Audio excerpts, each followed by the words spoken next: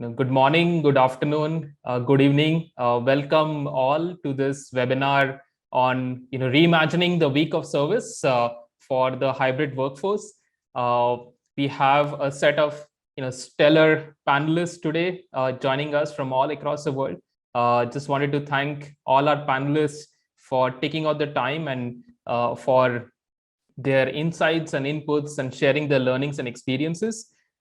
Just in terms of how we'll go about doing the session is, for the first 10 minutes, we'll just set the context around what is the new normal around volunteering, what are the trends that we have seen, what are some of the learnings, what are some of the pitfalls, what are some of the things which are temporary, what are some of the things which are permanent, and all these learnings would be helpful to you as you plan your months and days and weeks of service towards the end of the year, as well as you continue volunteering in the new year as well. So with this, I'll just share my screen with a small presentation to share context and then get into the details of the session and a question and answer with all our panelists.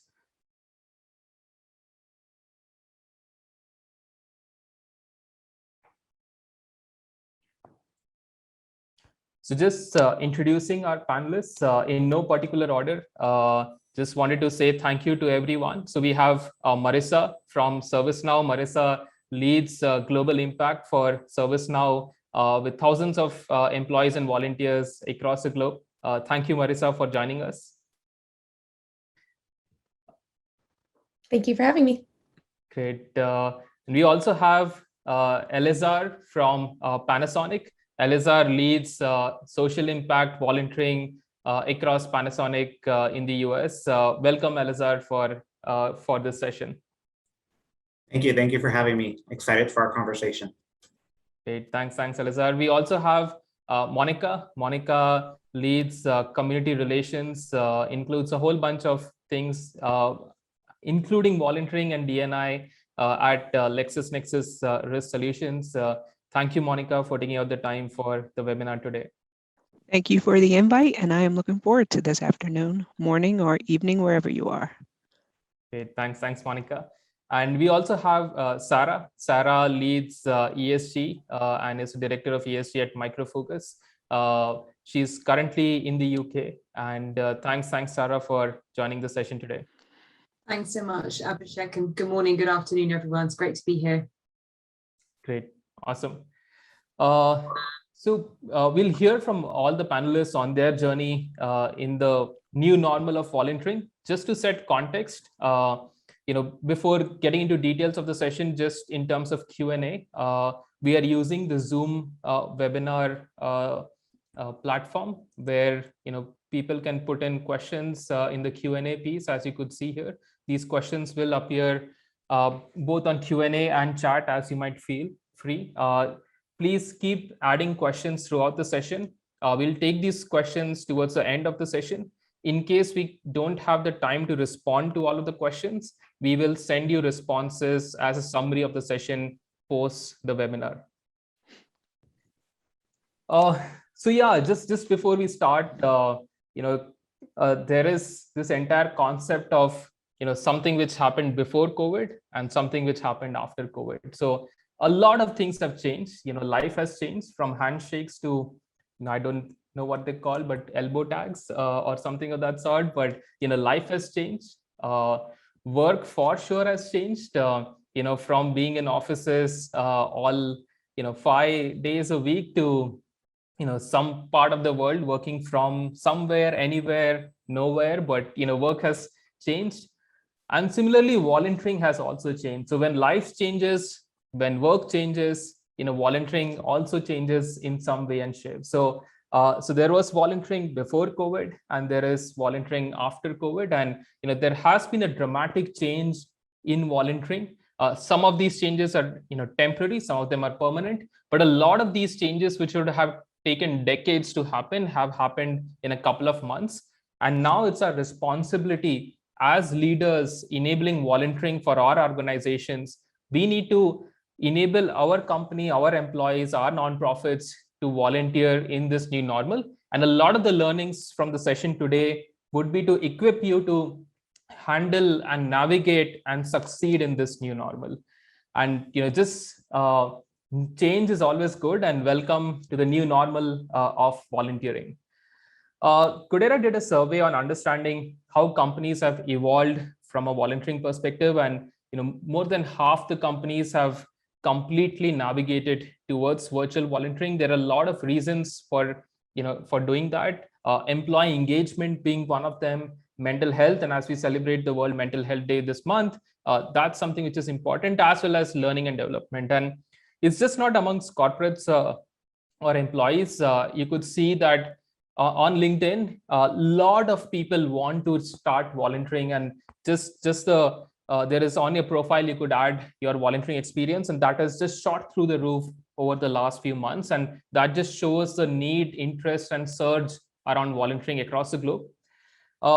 There are a couple of things which also came out in our research around what are the key drivers from a virtual volunteering perspective. And one of the things which doesn't get captured or spoken about a lot is also the cost aspect. Virtual volunteering is probably from an overhead cost perspective significantly lower. Less cost of transportation, food, logistics, and it's easy to source, it's global. So these are some of the reasons why the companies have also transitioned and feel this might be there over the long term as well.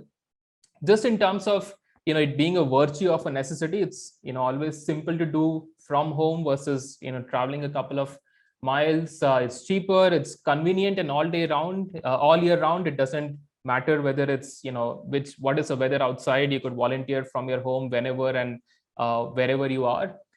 It has deeper impact. We have seen a lot of volunteering in the virtual world leveraging skills of the volunteers. And skills-based volunteering doesn't mean it's a couple of weeks. You could use your skills even in an hour, but it has deeper impact. It's cross-border. So sitting here in San Mateo, you could volunteer with a nonprofit in India, in Africa, across the world. It's also more inclusive, and it can get in people from different cultures, different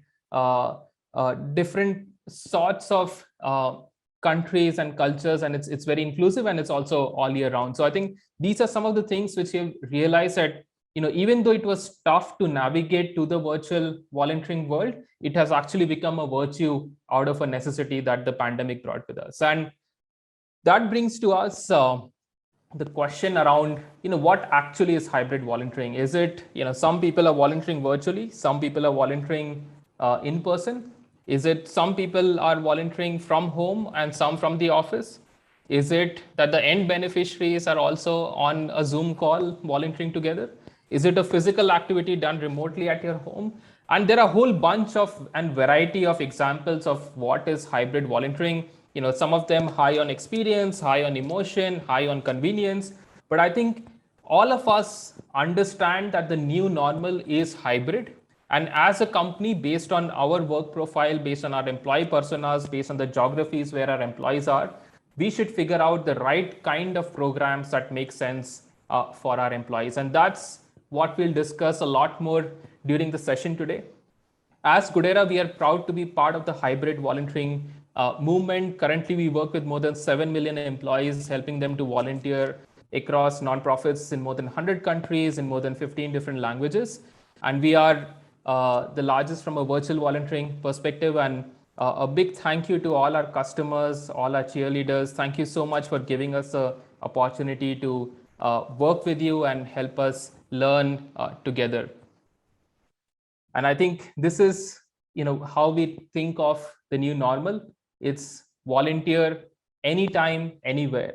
And there was never this thing ever earlier, pre-pandemic, that you could volunteer anytime, anywhere. And just this new phenomena, which is anytime, anywhere, convenient, on demand, on tap, is something which is really amazing. And what we feel is there are a lot of people who wanted to do good, but it was just so difficult. And somewhere I read this, that it's easy to book a cab but get a pizza delivered home, but it's just so difficult to volunteer, which just isn't right. And that had to change, and it's good that it's changing. And that's what a lot of the new normal is around. So with this as a context, we will now go over to our participants and get their thoughts and comments around how their companies have evolved and navigated the new normal. I'll start probably with you, Elizar. You had some comments on the slide, so let's start with you. And if you could just share how Panasonic has navigated the new normal. What do you think is something which would also last forever, and what do you think is temporary? Yes, thank you so much. And it's great to be here. As mentioned, my name's Elizar Gutierrez. I'm the Senior Community Affairs Specialist with Panasonic's Office of Social Impact and Inclusion. Panasonic, we're headquartered in Newark, New Jersey for our North America office, and we have locations across the country in Canada, Mexico, and as well as in Japan, which is our global headquarter. But really happy to be here. I think for us, when the pandemic hit, it was really getting together as a team and thinking what we were going to do when it came to our volunteering and employee engagement. We're a strong company with this that's been over 100 years old, and that has always had that aspect of contribution to society, which is actually something that was defined and left behind by our founder over 100 years ago. So contribution to society and volunteering have always been key to our corporate business principles and who we are. So when the pandemic hit, I think really gave employees, first of all, a pause and a wellness check to make sure that they were doing good, that them and their families were doing good, and that also our community partners were doing well, right? So we reached out to our local partners in Newark and the food banks and institutions, the superintendent who we had worked with before, to just make sure everyone was doing well and how we could really step in.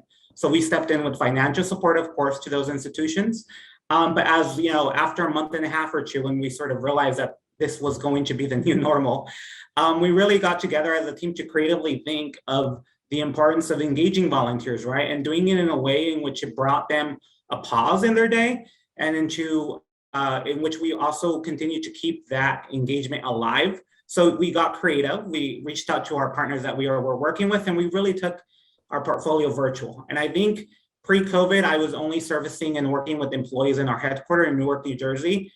During COVID and during the midst of the pandemic, our work grew. It expanded and it grew to include all employees across Panasonic, all employees across the United States. So because we were on in a virtual setting, and we all had the capacity of being on a Teams call in different time zones, no matter what, and doing the same thing. So we quickly realized that virtual volunteering was actually going to increase, and that our participation numbers were going to increase to engage hundreds of more employees throughout what has now been the past 18 months. So we've shifted quickly, and last year's month of service, we have annual month of service every year. 2020 was all virtual. This year was hybrid, where we had some in-person events at local food banks and local communities where employees went out. So I definitely think that hybrid volunteering and virtual volunteering for us at Panasonic was just not a temporary fix. It was something that is going to stay, and that's going to continue to be part of our culture, and that we just are going to continue to strengthen and work and include as many employees as possible.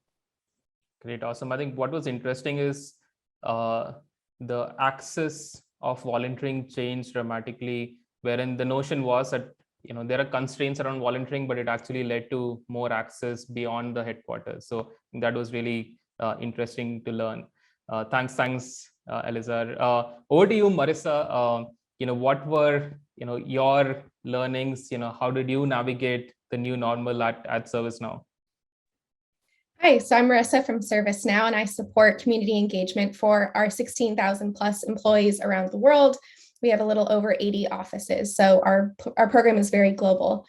What's interesting for us is that global impact as a function at our company only started in 2019. So this new normal has been almost most of my experience in supporting volunteerism for our company. So we're still in those early phases of really embedding it into our culture. So everything we've had to do these last 18 plus months is learning from our employees, listening to their feedback, trying to meet them where we're at. And more what we hear is that even those who may be the most passionate about social impact or volunteering are having a hard time prioritizing it. There's a lot of bandwidth issues and burnout issues. And so what we've been learning is that we really need to be able to meet employees where they're at. And what they're craving in this virtual and even now more of this hybrid world is that team building and that connection that they've missed for so long. And also to our managers, how can we help foster that sense of team spirit and the culture that we love so much at ServiceNow? So we've really been leaning into team building. We've been asking our managers, how can you take time where employees are already coming together? It's not another hour on their schedules. So can you repurpose a meeting that you already had and include a virtual volunteering opportunity? And that's why virtual volunteering has been so valuable for us. To your point, Abhishek, of anytime, anywhere, you can pick up and start within the hour. You can have the icebreaker session. You can have the groundwork setting of the nonprofit that you're supporting and complete an activity. And that's true whether it's the team building or for our employees. So we're actually in our first month of service right now as we speak. October is our month of service. And a lot of the activities we've tried to put forth, we feel that an employee can find that 1 hour that works for them.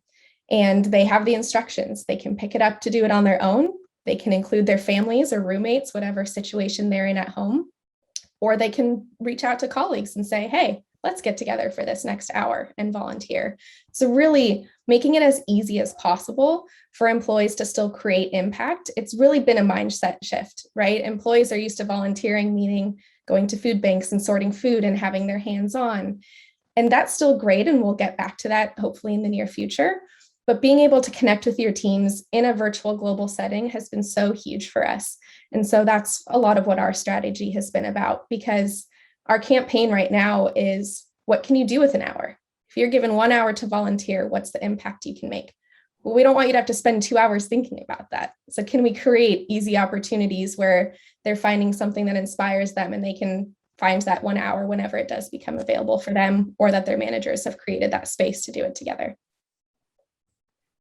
So I think a couple of key points which emerged. One was the mindset shift. I think that's a big shift, which got in a way pushed because of the pandemic. But just if you don't experience it, you won't understand it. And it's great that you are providing that ecosystem, and the infrastructure to be able to support that mindset shift, as well as aspect around culture and team building. And as we see, there are tons of reports that this is a time of mass resignations and a whole bunch of other things which the companies are trying to solve for. And if there is something which brings a team together in a meaningful way, I think it's a huge positive for companies and employees and their families as well. So really very interesting aspects. And also the part around burnout. You don't want this to be another meeting on the calendar. I think people just hate that. So you want something which is really different and fun and more engaging. And so thanks Marissa, for sharing your thoughts. Great. Moving on to you, Monica. What have been your learnings as you navigated through this new normal? We've learned a lot. I think we found our way through it, to be quite honest. Initially, when COVID happened, we realized two things. One was that our employees were at home, and not only were they employees, but they were parents, they were caregivers, they were teachers. And so they had a lot going on, and we had to honestly take some time and take a back seat, if you will, because they were trying to adjust to all these things that were happening within their walls. And not only that, we had to listen to the business, which was trying to prioritize and readjust to how things were going to go for the business. So I would say, for us, the first couple of months were really tough. We also did not have a virtual volunteering partner on board. 90% of what we did was in person. And so even just trying to find content and things for people to be able to do during those first couple of months, it was challenging. And as time went on, we made our way through it by listening to employees. We shifted from a time focus to a financial resource focus with our volunteering, since we weren't spending those funds to do those in-person type of projects. And that was the way of leaning in and listening to our nonprofits, who also were sort of caught not really ready to deliver volunteer opportunities virtually, but those that were dealing with like basic needs, like you guys have mentioned, food and shelter and things like that, obviously to be able to connect with them and offer them financial support, that was easy, for us to do. But, I'll say throughout the entire time of COVID, our commitment has never wavered. That's permanent. We relaxed some of our volunteer rules in terms of, saying you have to go and support a 501c3. We allowed for people to do neighborly things that would support individuals in their communities who maybe couldn't get out and go to the grocery store. So we relaxed some rules to allow our people to use because we give 16 paid hours of volunteer time. So we really wanted to relax the rules and say, whatever you're doing in your community to help, you can count this towards volunteering time. It was a while before our teams came together and wanted to do projects, but during all of this time, we knew in the background, we needed to find a virtual volunteering partner or partners. We needed to test systems to make sure that the infrastructure was there so that people had a really good experience. And I think, throughout this, what it allows us to do, one is like you guys have talked about, cross geographies, but also we had a lot of home-based employees. We have a big sales organization, and virtual volunteering allowed us to engage some employees that it was more difficult to reach when we focused on offices and in-person volunteering. So we've made our way through it. We just came through our service month as well.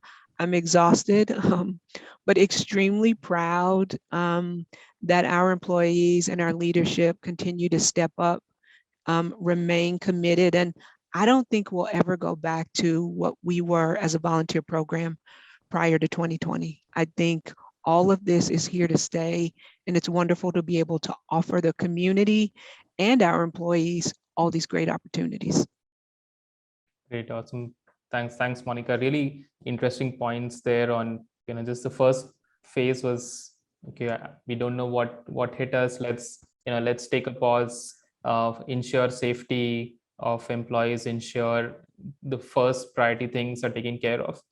Second is evolving the volunteering program to include things which technically or traditionally, weren't part of volunteering. And I think that was interesting. And the third piece was just listening to the nonprofits. I think that is also a really important aspects because, as the new normal was for companies, it was probably even harder for the nonprofits that went to the local communities to actually execute on their programs. And I think figuring out how best we could potentially help and partner with those nonprofits and listening to them was also a really important aspects. And congratulations on going through the month of service and being happy and alive at the end and proud in the end. So I think that's always a great feeling, but I'm sure a lot of great memories and impact as part of it. Moving to you, Sarah, would love to understand from a Microfocus perspective as to how was it different, or what changed, and also for a company headquartered in the UK, is there anything different that you had also seen? So would love to understand your thoughts. Yeah, thank you. Thanks very much again for the opportunity. So as you said, Microfocus is headquartered in the UK. We're a global software company. And volunteering is really very much sort of a core part of our DNA. And actually, as Monica said, pre-COVID, the majority of all of our employee volunteering was really in person. And what we saw is that at the very beginning of the pandemic, our in-person volunteering really spiked.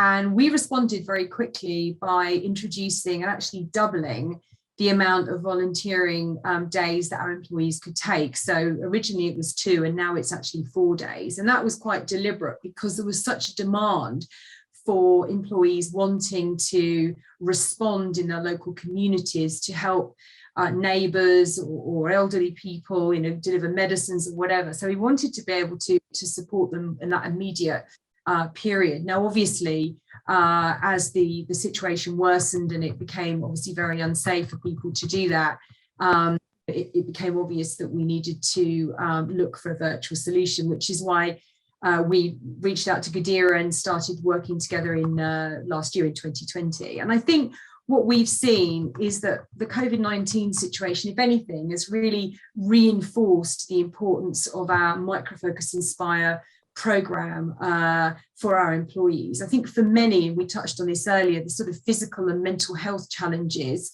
as not just for our employees, but for the communities where we live and work, have really been impacted. So encouraging employees to take the time to volunteer was really important. And I think it helped kind of slightly make the situation somewhat better if it could have been.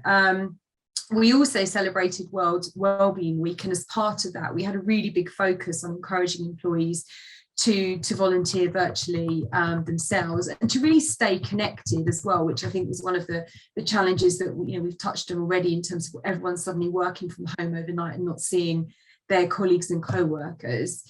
So I think for us, virtual volunteering is definitely going to be a core component of our program as we move forward. And I think for some of our employees, it may actually continue to be their first choice in terms of how they want to volunteer and engage, especially for those who work around the world and they're in global teams. They've suddenly had the opportunity to connect with employees that perhaps before they've only just been in a team meeting with. So for us, I think it's a real opportunity to drive further inclusion for employees. And I think also what it's done is it's opened up a bit more choice as well. We have a social impact goal of helping equip communities with the right skills to be successful in their digital lives. But through the Gadira platform, we've also partnered to curate a whole bunch of opportunities that support a number of the United Nations Sustainable Development Goals. So that was a real first for us and something that we're really proud of and our employees were really excited about as well. So I think for us, virtual will definitely be a key component of our program moving forward.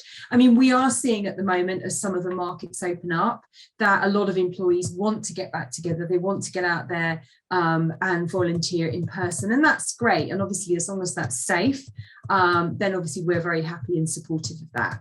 But just a couple of other comments. We've also felt that with the virtual volunteering, there isn't any financial barrier. I mean, if people wanted to volunteer before and perhaps they had an issue with maybe the travel and they couldn't organise a lift, or something that was going to impact on them, whether they had to provide their own lunch or whatever, and this is something that wasn't part of the programme, then now obviously they can take part irrespective of where they are in the world. So I think it breaks down any kind of social economic barriers that may exist around the different geos. But also I think it's made life a lot easier for us in terms of the due diligence and finding the right partners to work with. But I think my final point as well is that this has combining the virtual with the in-person has also worked really well for us. We launched last year a campaign called Microfocus Inspire a Million Lives, and it's really a big global campaign to help those who've been affected by COVID-19. And there's also an element of trying to get people digitally included that may have been impacted, as I say, whether it's schooling or education around COVID-19. And through the Gadira platform, we've also managed to identify a number of the partners that we're working with, and they've actually now connected to the platform so our employees can volunteer and support a number of the NGOs and charities and partners through the Gadira platform, as well as obviously doing some in-person things locally as well. So that for us has worked really well. Thank you. Great, thanks, Sarah. I think a couple of points you mentioned around the well-being aspect, and one thing which has come out a lot through our volunteering surveys is that people feel happier when they volunteer post volunteering, and they, it's probably helping you as much as it helps others. So I think, and especially from a mental health well-being perspective in these times, you feel much lighter when you volunteer. I think that is important. And also the aspect around inclusion because of virtual volunteering. So one is the geographic inclusion, including folks across the world who might not have been close to the headquarters, as we discussed previously, but also the financial aspect from an inclusion perspective. As in, there are employees across across different income levels. And I think sometimes people want to do good, but it's just there are other barriers which get eliminated in the virtual world. So that totally makes sense. I think the key is how do we build connection all the time, and especially as the world evolves. And coming from a connection perspective, Marissa, you had mentioned a lot around employee engagement, team building, and connection. So and that's a really core aspect from a ServiceNow culture aspect, also bringing the teams together. So how's that journey being on bringing employees together as a team, as part of team building, employee engagement? And how have you also included leaders? I know you have really interesting, unique ways of engaging leaders in the entire volunteering journey. So would love to hear from you on that. Yeah, absolutely. So as I mentioned, team building is really where we've leaned in recently. And the benefits of our partnership with Garrett has been making it as easy as possible for our managers. So again, if they already have employees coming together for a meeting, being able to offer them a wide variety of ways to engage their employees, but also giving them the ability to self-serve and book those opportunities is really critical for us at scale. I started a couple months leading into our month of service, almost doing a roadshow, meeting with different people manager groups, as well as admin teams, chiefs of staff, to talk about where our current participation levels were at, what our goals were. And we're also at a time of rapid growth. When I joined the company in 2019, we had about 9,000 employees. We're already over 16,000 in just shy of 3 years. And so my efforts need to continue in order for us to be able to continue to reach those participation rates. So again, the team building allows us to capture many employees at once, but it also needs to be as easy as possible. During the month of service campaign, I wanted to do something a bit unique and lean into the passions of our executives. Part of our company culture is about bringing your whole self to work. And I really believe that the causes you're passionate about is part of who you are. And when people get to talk about the causes they're passionate about, I feel it's contagious. I think that energy is contagious when you get to talk about what inspires you. And so we reached out to each of our C-suite executives to learn more about the causes they're most passionate about. And my task was then to match a virtual volunteering opportunity to that cause. That way, we could lean into their narratives a bit to say why this matters to them, why it hits close to home, why they want to make a difference in the world. And if that also inspires another employee, here's something you can do about it. So for example, one of our executives is passionate about supporting pediatric cancer awareness. Great, I already knew right away, Garrett had recording audiobooks for hospitalized children. That was an easy one. Let's set that one up. Then we have the instructions for employees that were provided that say, here's why it matters, here's the nonprofit that's going to benefit, and here's how you could participate. Again, with that flexibility, that's really important, that they could do it on their own. They could do it as a team. If they wanted an MC to host that event, we also had that opportunity as well. Two of our executives, unsurprisingly, are passionate about STEM. We're in the technology industry. And so how did we come up with two different opportunities to match that space? Well, one was particularly interested in supporting and inspiring young girls to pursue STEM careers. So we came up with a virtual opportunity to create flashcards about women in the STEM field that they could then share with a nonprofit called Boundless Brilliance that they use in their curriculum to help inspire the next generation. Great, employees can do that. For our other STEM opportunity, they wanted to inspire anyone to pursue STEM careers. And what's so great is that anyone in our company can speak to that. We're all in this space. So that volunteer opportunity is to actually record themselves speaking about their journey to share an inspiring message that can be shared with a nonprofit called Kids in Tech. So again, very easy. That comes with no skill. You're talking to your personal experience. We provide them with some of the talking points that we want them to include. They're recording the message and sending it on. That's how they can inspire the next generation. And then there were some other virtual volunteer opportunities that mixed with that wellness space. So, participating in a virtual 5K, again, encouraging managers to take a meeting on a walk, even in a virtual setting. Let's all go on a walk while we're having this meeting. And then we can support the American Heart Association with that opportunity. And then also within our month of service, we're offering a 2-to-1 match. So I know we're talking about volunteering, but other ways to give back. So for each of those activities, knowing that we're supporting a nonprofit, hey, let's remind you that if you donate $20 in support of your efforts, that means $60 is going to the nonprofit. So really making it a way to have multiple levels of engagement to support that nonprofit. But again, all stemming back from those personal narratives and what our executives were inspired about, with the call to action to them, not necessarily to encourage just their org to participate in that, but anyone who may resonate with their cause.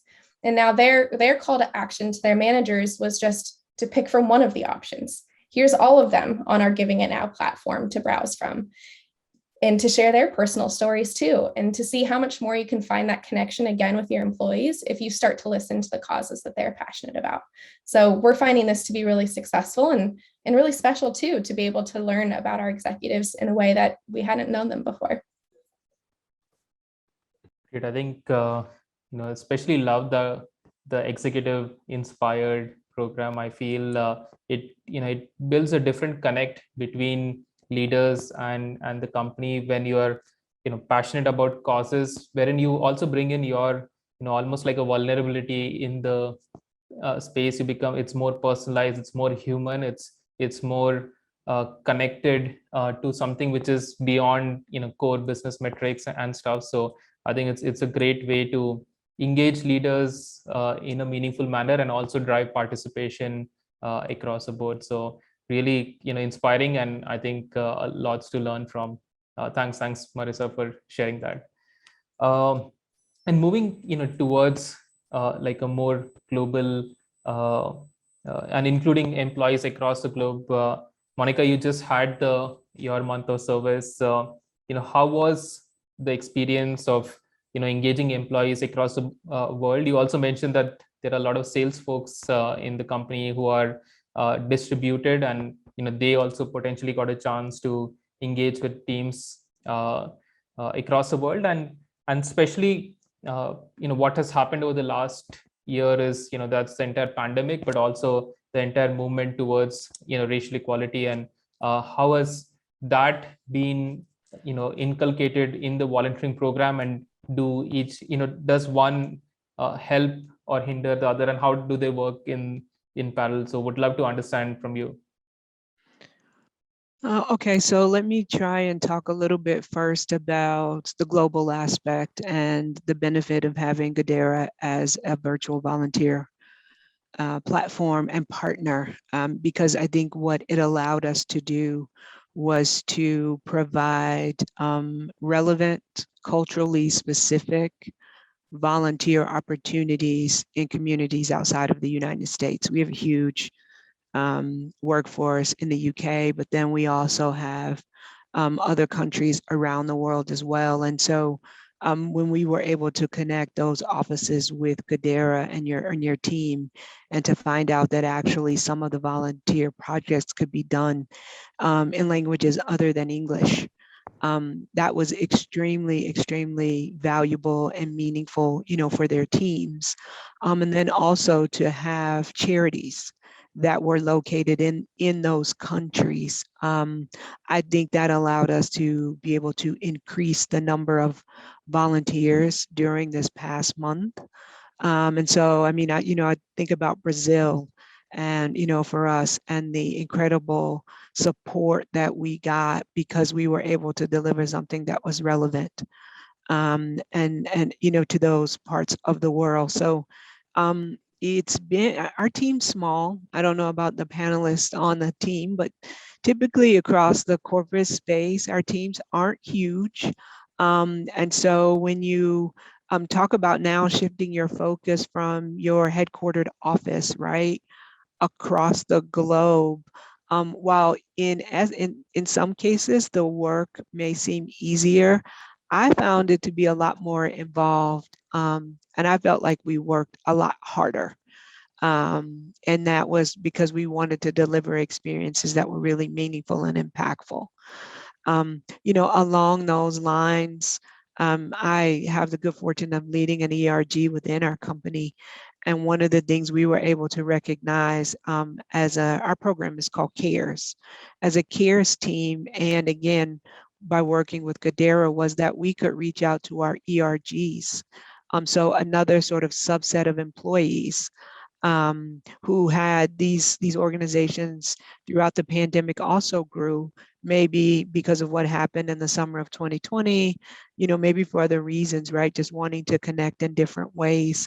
But we were able to provide volunteer opportunities that resonated for things like Black History Month, Women's History Month, Pride, disability organizations. And so, being able to connect with the leaders of those employee resource groups and talk about, here's another way for your membership to come together, connect and do something good.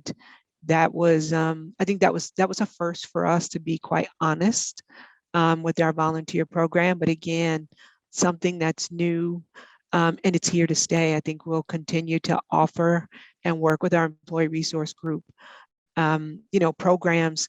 And we came together across, we invited other ERG groups to celebrate. So you didn't have to be just in our Proud group to celebrate Pride, right? So Pride now had something where it's like we're having not only an event, but you all can come together and volunteer and learn about what's happening within our ERG. So I think, they are able to operate sort of, volunteering provides a nice supplement to the work that's being done for us in the diversity and inclusion space.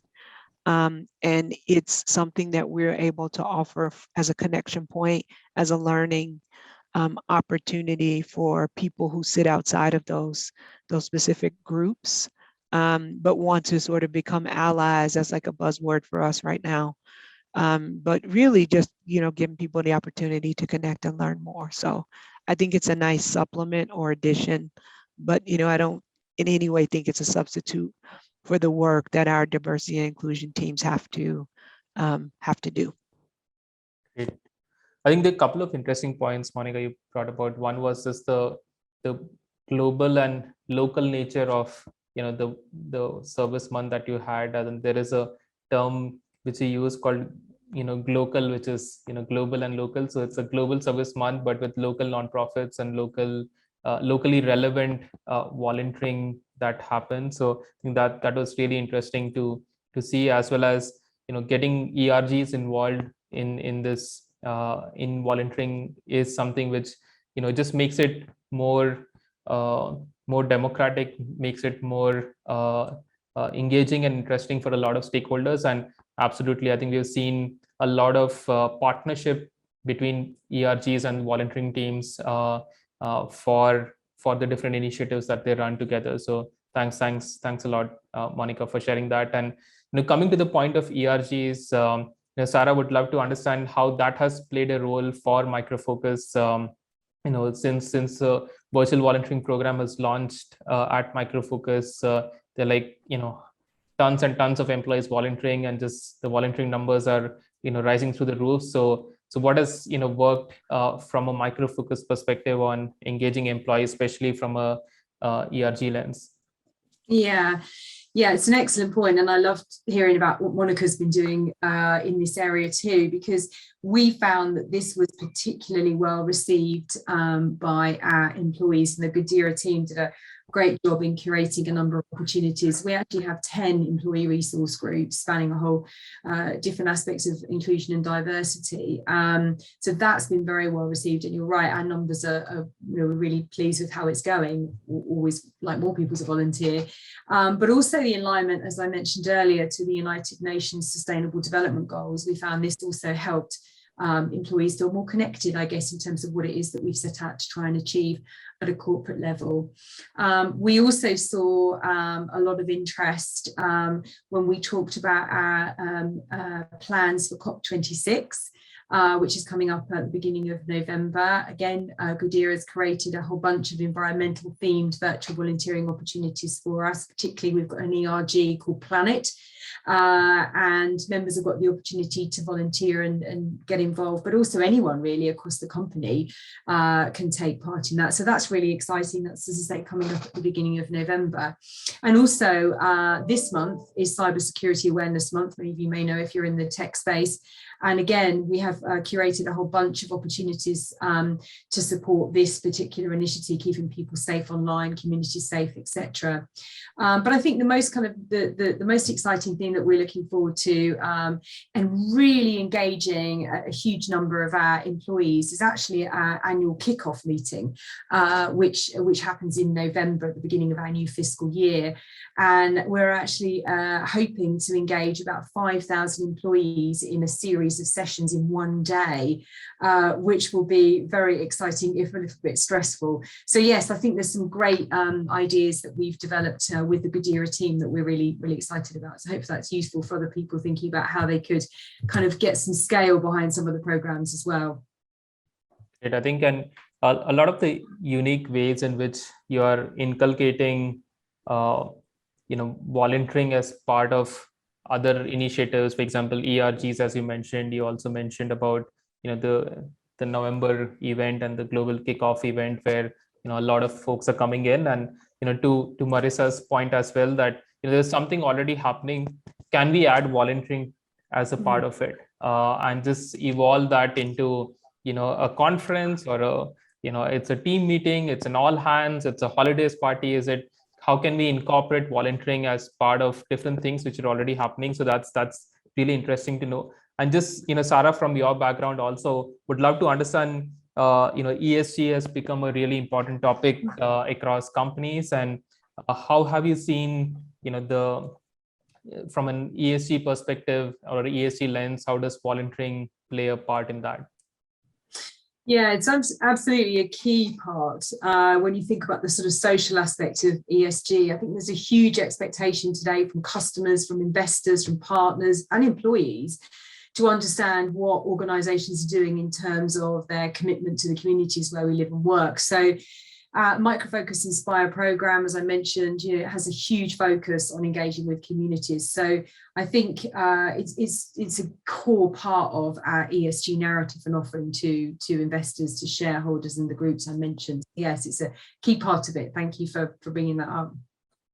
Great. Yeah, I think that's something that we have seen become a really important pillar of driving a lot of initiatives within the company, and ESG being more and more material to investors and the C-suite, which means that across the company there is a lot of priority given to that. And I think one of the things that we have learned is if you want to involve your entire company in the ESG agenda, you need to involve your employees, and volunteering is probably one of the best ways to do it. So thanks for sharing that, Sarah.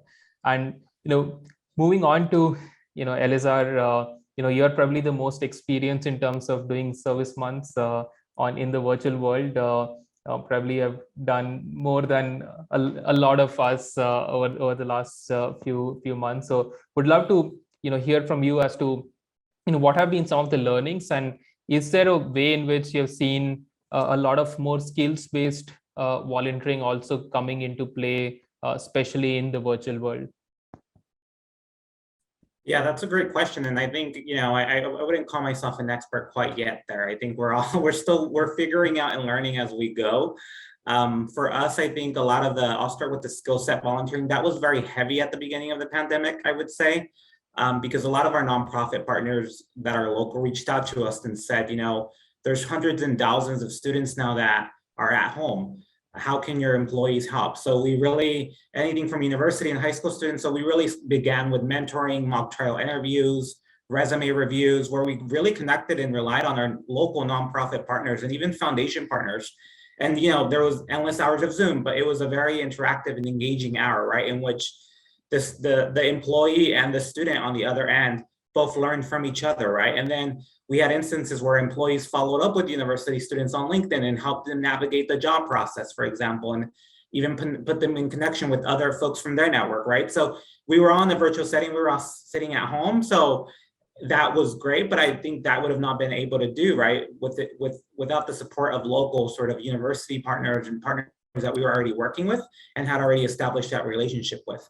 When it comes to an actual execution of month of service and sort of bringing that across the company, for us, it's key. I think it's really key to involve different teams, anywhere from like your C-suite levels to your communications and marketing team, and sort of also your different stakeholders on the ground, right? We're very respectful and acknowledge that every business location across Panasonic has a different culture.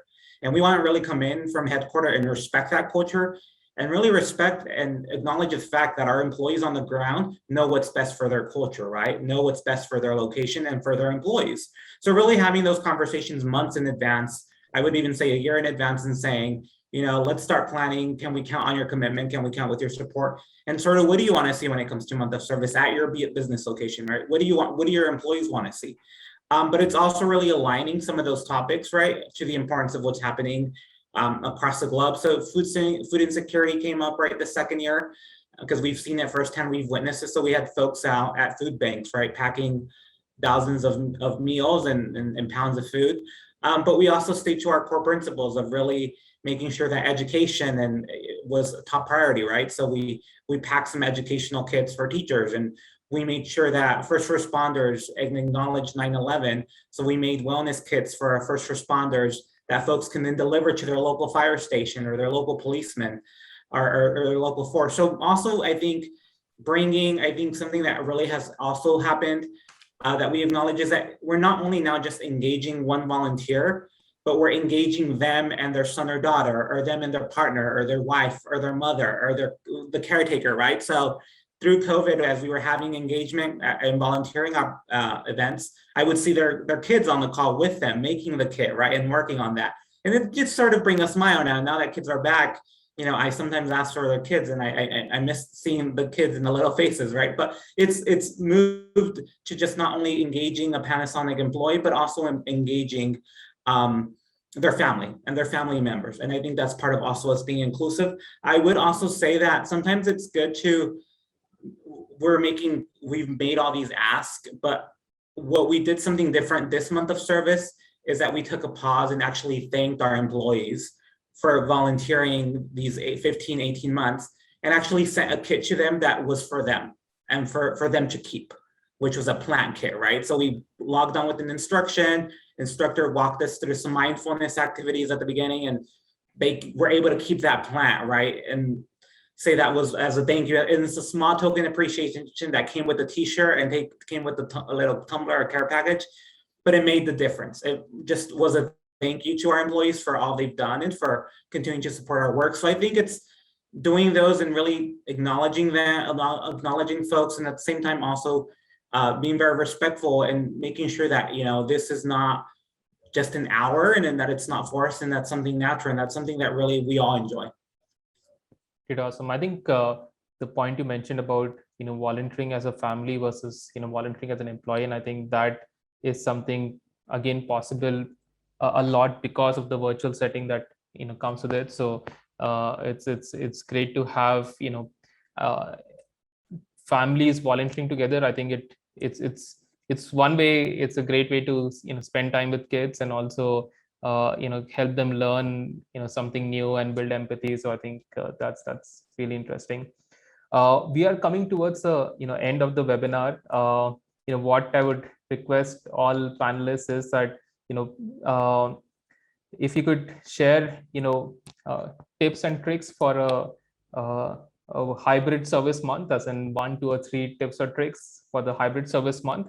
So that's one request. And second is, if you could describe the future of volunteering in one word, I think that would be really interesting for us as a takeaway. So maybe we'll start with you, Monica, first. Sorry to put you on a spot, but let's start with you first. I have no idea. Trick. I don't necessarily think that they're tricks. I mean, I think, you know, the tips are, you know, these are very basic things for your for the hybrid situation to be successful, and that is, you operate in the environment, from which you're given. You listen to your employees and your community, and you find out where the needs are and work together to figure out how to fill those. I don't think that there's, a magic bullet, because every community is different. I mean, but that essentially is what we did. We know our talent base, we know our employees, we tend to know the areas of interest that they have, and we curated, with your help, projects that would speak to those. But we also allowed the flexibility for people to go out into their communities, where they felt the health of that community was good enough, that they could be out and they could be in person. So we have a combination going. Wow, the future of volunteering is, it's alive and well. We've just found better ways to do it. And we found ways to engage more people. So inclusive, and maybe that's the best I can do, right now. But I'm excited because I don't think we'll go back. And I think that we are better now than we were pre-COVID. Awesome. Thanks. Really very interesting, words of wisdom. Thanks, Monica. Marissa, what would you are in the process of having, the service month, but, learning so far, and, one word to describe the future of volunteering. I'll start with the one word, and I'd say flexible. It has to be flexible for employees. Back to that anywhere, anytime. And that's the same with my tips for a month of service, is it has to be as easy as possible. You don't want to inspire employees to volunteer and then have them feel stuck or overwhelmed by either too many options or no options. And so what we've done is we've been intentional about creating opportunities that are, again, easy to do within an hour. They have their instructions. They can do it whenever they're ready. We did particularly choose a few that mapped back to recent events, such as Climate Week that we participated in last month, mental health awareness. Fortunately, we know all of the opportunities we recommend through Gadara are well received. They're engaging. They are impactful. And so taking out that guesswork for employees is crucial. You want them to know that they can have an impact in an easy way to do it, and to give them a variety of options. I saw a few questions come up in the Q&A about if we had certain themes, but we've really been cause agnostic. This is your time. If you want to save the whales, save the whales. If you want to do something for food insecurity, you can. If you want to do something for STEM education, it's really about having it resonate. But again, being able to lean into those executive inspired events for someone who says, great, I don't know what my passion is. I think that there's a subset of employees that already know, this is what I'm passionate about, this is what I want to do. But we're finding about 80% don't know where to begin. So let's give them a few really great ways to get involved in categories that we know are well received globally. So that's been our strategy for this month. It's awesome. I think flexible is the word, and anytime, anywhere, truly resonate with that. Thanks, Marissa, for sharing that. Sarah, what's your tips, and what's the one word for future of volunteering? Yeah, I think the first one I would say is relevant. And I think we've touched on that from the other panelists. I think people want to know what they're doing is making a difference at that point in time. So impact, understanding what the impact is going to be, so that everyone wants to know that they've given their time and it's really going to help a community or a school or whatever. But I think it also has to be fun and really enjoyable, and to make people come back. So to make it a repeatable, something that, it's not just for Christmas. Volunteering is something we actually want our employees to do year round. Got it. Thanks. I think the fun part is really important, because you just don't want them to volunteer once, but come back again and have a great experience, which is meaningful and engaging. So thanks, Sarah, for sharing that. And to you, Elizar, what's your tip, and what's the one word on future of volunteering? Yeah, I think for the future of volunteering, the one word is well-being and wellness, right? I think well-being for our employees, for our company, in creating a positive and impactful culture, and also well-being for our community partners, right, which we give back to, and the students and the nonprofits which we work for. So it's all round and round. I think more now than ever, mental well-being, and there's tons of studies that demonstrate that volunteering is tied to mental well-being and culture building. And I think for tips and tricks, it's just really planning ahead, aligning your initiatives and your months of service across the company, not just one team, but multiple teams. Get those, everyone from the C-suite to everyone, to staff that just started a month ago. So really just engaging and making it aware. We've done something very unique, which is this month of service is not just coming from the Office of Social Impact, it's coming from Panasonic North America, Panasonic Global, right? So sort of really spearheading and making sure that narrative is coming as a whole and not just from one team or one office. All right, thanks.